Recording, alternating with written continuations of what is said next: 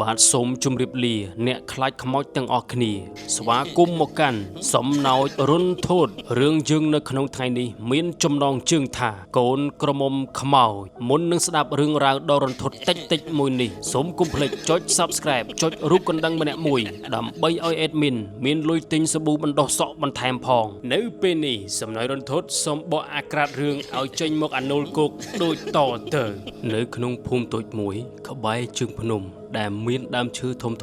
ដុះម្លប់ត្រឈឹងត្រឈៃមានរឿងនិទានចាស់មួយបានល្បីតគ្នាពីមាត់មួយទៅមាត់មួយអំពីវិញ្ញាណនារីម្នាក់ស្លាប់មុនថ្ងៃរៀបការដែលគេហៅថាកូនក្រមុំខ្មោចគេថាវិញ្ញាណរបស់នាងនៅតែវិលវល់ក្នុងពិភពលោកនេះរងចាំស្វាមីដែលមិនទាន់បានរៀបការមានយុវជនម្នាក់ឈ្មោះសុភ័ក្រជាអ្នកភូមិថ្មីទើបផ្លាស់ប្ដូរមកនៅគាត់ជាមនុស្សមិនសូវជឿរឿងអបិយជំនឿប៉ុន្មានទេហើយតែងតែសើចចំអកនៅពេលដែលអ្នកភូមិចាស់និយាយអំពីរឿងខ្មោចថ្ងៃមួយសុភ័ក្របានដើរចូលទៅក្នុងព្រៃជ្រៅបន្តិចហួសទៅផ្លូវដែលអ្នកភូមិធ្លាប់ដើរគាត់បានប្រទះឃើញផ្ទះឈើចាស់ទ្រុឌទ្រោមមួយខ្នងដែលមើលទៅហាក់ដូចជាត្រូវគេបោះបង់ចោលអស់រយៈពេលជាយូរណាស់មកហើយដោយចង់ដឹងចង់ឮសុភ័ក្របានដើរចូលទៅក្នុងផ្ទះនោះពោពេញទៅដោយធូលីនិងស្លឹកឈើជ្រុះប៉ុន្តែអ្វីដែលធ្វើឲ្យគាត់ព្រឺសម្បុរនោះគឺនៅកណ្ដាលផ្ទះមានគ្រែបុរាណមួយមានកម្រាលពូកពណ៌ស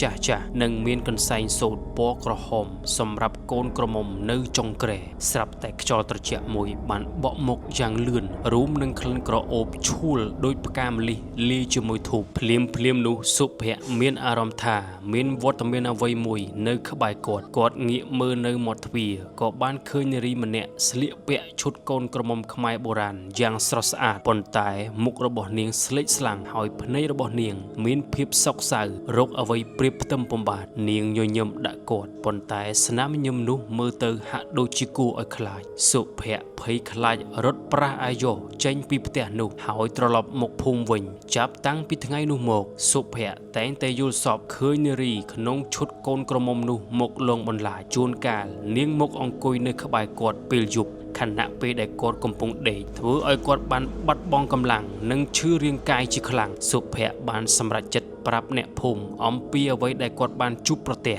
អ្នកភូមិចាស់បានងក់ក្បាលហើយប្រាប់គាត់ថានោះហើយជាកូនក្រមុំខ្មោចដែលលងបន្លាចអ្នកភូមិម្ដងម្កាលពួកគាត់បានណែនាំឲ្យសុភ័ក្រទៅរកលោកអាចារ្យក្នុងភូមិដើម្បីដោះស្រាយបញ្ហានេះលោកតាអាចារ្យបានប្រាប់សុភ័ក្រថាវិញ្ញាណកូនក្រមុំនោះមិនបានទៅកាន់សុគតិភពទេដោយសារតែនាងមានបំណុលកម្មជាប់ជំពាក់នឹងកន្លែងនោះគាត់បានណែនាំឲ្យសុភ័ក្រធ្វើពិធីសែនព្រេនមួយតូចនៅមុខផ្ទះខ្មោចនោះដើម្បីឧទ្ទិសកុសលផលបុណ្យទៅឲ្យនាងនិងសូមឲ្យនាងទៅចាប់កំណើតថ្មីទោះបីជាភ័យខ្លាចក៏ដោយសុភ័ក្របានធ្វើតាមការណែនាំរបស់លោកអាចារ្យគាត់បានរៀបចំគ្រឿងសក្ការៈបូជានិងបានធ្វើពិធីនៅមុខផ្ទះខ្មោចនោះតែម្នាក់ឯងនៅពេលល្ងាចពេលកំពុងធ្វើពិធីគាត់មានអារម្មណ៍ថាមានវត្តមានខ្យល់ត្រជាក់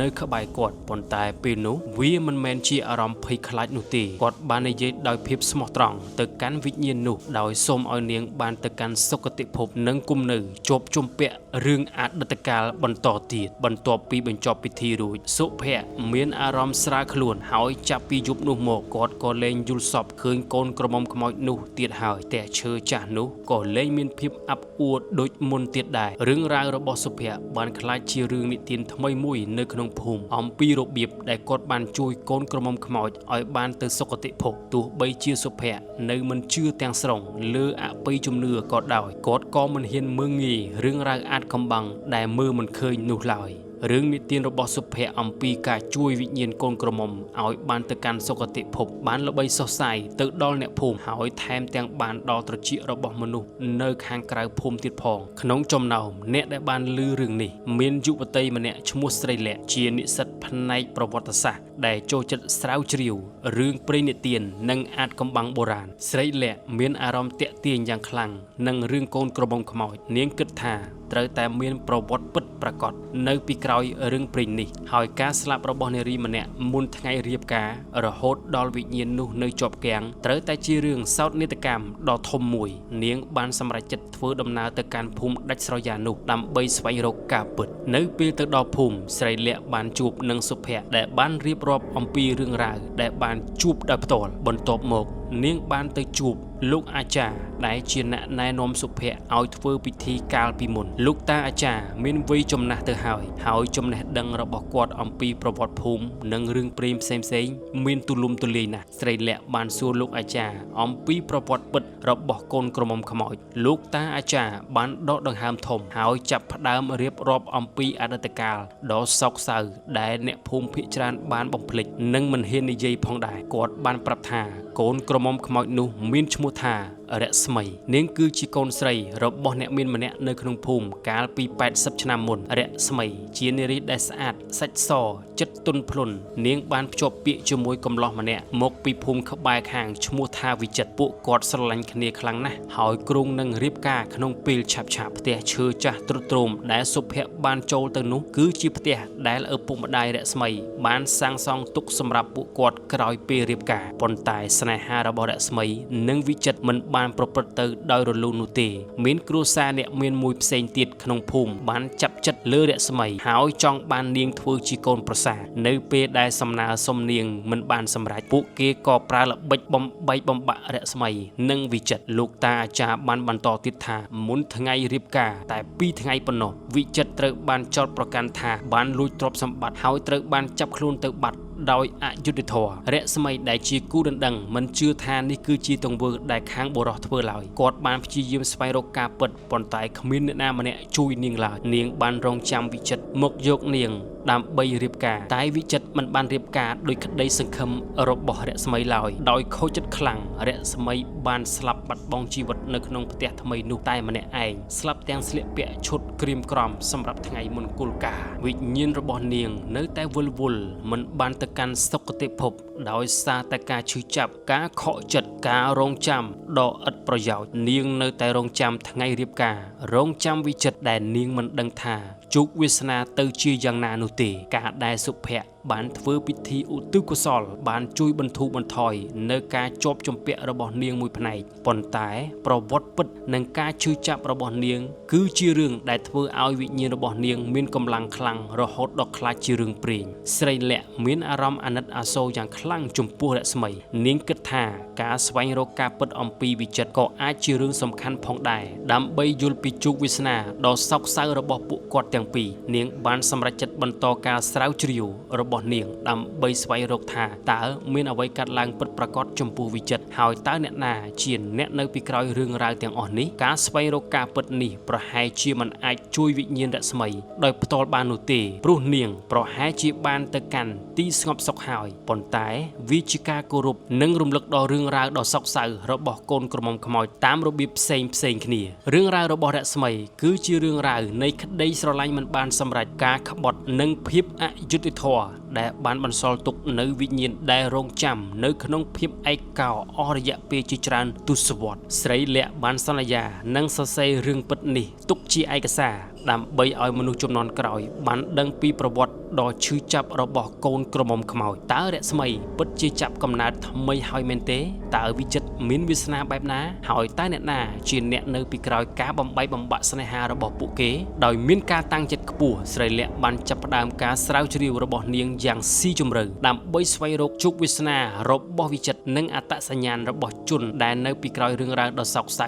មួយនេះផ្ដល់ឲ្យទៅរស្មីនាងបានចំណាយពេលជាច្រើនថ្ងៃនៅក្នុងភូមិនិយាយជាមួយអ្នកភូមិចាស់ដោយព្យាយាមជីករកនៅការចងចាំឬព័ត៌មានលម្អិតតូចដែលពួកគាត់អាចនៅចាំបានអ្នកភូមិភាគច្រើនមិនសូវចងចាំច្បាស់ទេព្រោះរឿងនេះកើតឡើងយូរណាស់មកហើយប៉ុន្តែដោយការសួរដេញដោលនិងផ្សារភ្ជាប់ព័ត៌មានបន្តិចបន្តួចស្រីលក្ខបានចាប់ផ្ដើមទទួលបានតម្រុយខ្លះលោកតាអាចារ្យបានជួយនាងឲ្យបានជួបជាមួយចៅស្រីម្នាក់របស់អ្នកភូមិចំណាស់ជាងគេក្នុងភូមិដែលមានអាយុ 90ឆ្នាំជាងទៅហើយយាយចំណាស់រូបនេះទោះបីជាការចងចាំមិនសូវល្អប៉ុន្មានក្តីអំពីរឿងអាស្រូវកាលពីចំនួនគាត់ផងដែរលោកយាយចំណាស់បានរៀបរាប់ប្រាប់ថាគ្រួសារដែលចង់បានរស្មីនោះគឺជាត្រកូលមឿងដែលជាគ្រួសារអ្នកមានអំណាចនិងមានឥទ្ធិពលនៅក្នុងភូមិនោះកូនប្រុសរបស់គាត់ឈ្មោះស្នេហ៍បានចាប់ចិត្តស្រឡាញ់រស្មីយ៉ាងខ្លាំងប៉ុន្តែរស្មីមិនបានស្រឡាញ់គាត់វិញឡើយពេលដឹងថារស្មីភ្ជាប់ពាក្យជាមួយវិចិត្រគ្រួសារមឿងបានកាត់ក្តីគុំគួនលោកយាយចំណាស់បានខ្សឹបប្រាប់ស្រីលក្ខថាគ្រួសារមឿងបានប្រើទ្រព្យសម្បត្តិនិងឥទ្ធិពលរបស់ខ្លួន